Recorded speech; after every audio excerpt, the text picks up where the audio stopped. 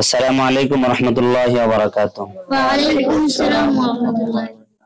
সম্মানিত দেশবাসী, তৌহিদি জনতা, ইসলাম প্রিয় মুসলিম ভাই ও বোনেরা, আমরা আজকে খুব দুঃখজনকভাবে একটি বিষয় লক্ষ্য করেছি, দেখেছি যে আমাদের একজন ভাই, আমাদের একজন দেশের উচ্চ পর্যায়ের একজন আইনজীবী, নও-মুমিনদের মুসলিমদের আইনজীবী জনাব সাইফুল ইসলাম, তিনাকে আদালতে আমরা হত্যা করতে দেখেছি। আমি সারা দেশের মুসলিম তৌহিদি জনতাকে বলবো, আলেম ওলামাদেরকে বলবো, ছাত্র বৈষম্য বিরোধী ছাত্র আন্দোলনের সকল সমন্বয়কদেরকে বলবো, এই দেশ এখনো স্বাধীন হয়নি, এই দেশকে এখনো স্বাধীন করা হয়নি। এক হাসিনা চলে গেছে, তো লক্ষ হাসিনা এখনো সে তৈরি করে দিয়ে গেছে, কিন্তু এই দেশে যে ইসকনের সংগঠন যে পরিমাণে মুসলমান ইসলামের ক্ষতি করছে, আমরা এই দেশ থেকে ইসকনকে বিতাড়িত করে মুসলিমদের আল্লাহ প্রদত্ত যে আইন, এই আইন বাংলাদেশে আমরা চালু করতে চাচ্ছি। শুধু তাই না, আমরা সর্বোচ্চ বিচারের দাবির জন্য সকল তৌহিদি জনতার কাছে এবং আলেম ওলামাদের কাছে, বৈষম্য বিরোধী ছাত্র আন্দোলনের সমন্বয়ক যারা আছেন, সকল নেতা কর্মীদের কাছে আমরা একটি পয়গাম পৌঁছে দিতে চাই। হয়তো শাহাদাত, নয়তো আমরা গাজী হয়ে ফিরবো, এরকম মনস্থ নিয়ে যদি আমরা ময়দানে নামতে পারি, ইনশাআল্লাহ হয়তোবা আমরা গজওয়াতুল হিন্দ, যে হাদিসের ভাষ্য অনুযায়ী গজওয়াতুল হিন্দ আসতেছে, সেই গজওয়াতুল হিন্দ হয়তোবা বাংলাদেশ থেকে আরম্ভ হবে। এই গজওয়াতুল হিন্দের শেষ সীমা হবে ইনশাআল্লাহ আমেরিকার পতন দিয়ে আমাদের ইনশাআল্লাহ বিজয় হবে। ইসকনের যেই তাদের মূল সংগঠনের মূল কেন্দ্র সেটা আমরা জেনেছি আমেরিকা। তারা ইন্ডিয়াকে ব্যবহার করে তাদের হিন্দুত্ববাদ আমাদের উপরে চাপিয়ে দিচ্ছে। আমি বলতে চাই সারা বাংলাদেশের মুসলমান সহ সারা পৃথিবীর মুসলমানকে বলতে চাই, আমরা একচ্ছত্রভাবে একত্রিত হয়ে কাফেরদের বিরুদ্ধে জিহাদের জন্য আমরা প্রস্তুতি নিতে চাই। দেখেন, ছাত্রদেরকে আমরা বলেছি, ছাত্রদেরকে আমরা বুঝিয়েছি, ইনশাআল্লাহ সারা পৃথিবীর মুসলমানদেরকে যদি এভাবে বোঝানো যায় যে ইসকন কি এবং তারা কি করতে চায়, এগুলো আমরা অবশ্যই তাদেরকে আমরা রুখে দিতে হবে। আমি চরমনায় পীর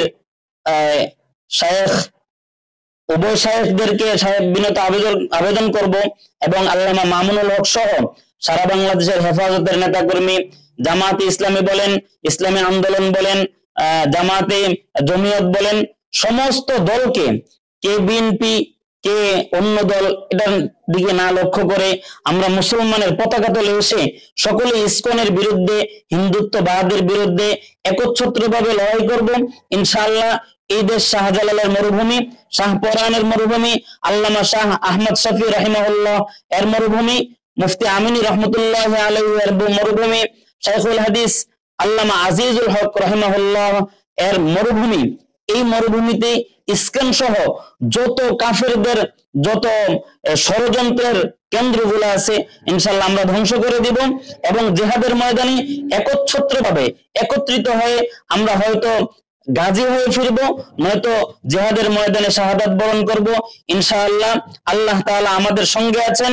বদরের প্রান্তরে 313 জন মুসলিম হাজার বাহিনীর বিরুদ্ধে জিহাদ করেছেন, আল্লাহ তাআলা মুসলমানদেরকে বিজয় দিয়েছেন।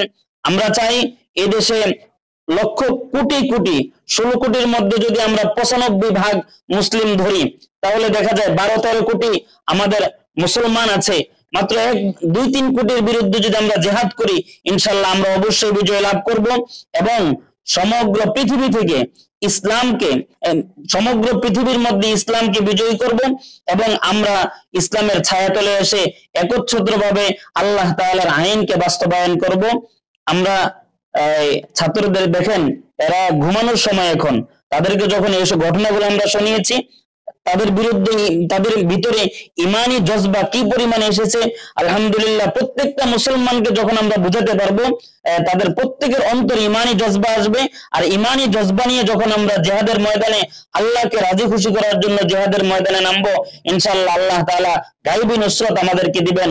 সর্বশেষ আবেদন করছি, বর্তমান সরকার, অন্তর্বর্তীকালীন সরকার প্রধান উপদেষ্টা জনাব ডক্টর ইউনূস সাহেবকে, আবার যারা আছেন উপদেষ্টার মধ্যে যারা আছেন সকলকে আবেদন করছি, এই দেশে কিভাবে সেনাবাহিনীর প্রধান সহ নৌবাহিনী বলেন, বিমান বাহিনী বলেন, পুলিশ, র্যাব যা আছে সকল দলের এই উচ্চ পদস্থ কর্মকর্তাদেরকে বিশেষ দৃষ্টি আকর্ষণ করছি, আমাদেরকে এই দেশ মুসলমানের দেশ, এই দেশকে মুসলমানদের হাতে তুলে দেন। যারা হিন্দুত্ববাদ কায়েম করতে চায় তারা যেন অন্য দেশে চলে যায়।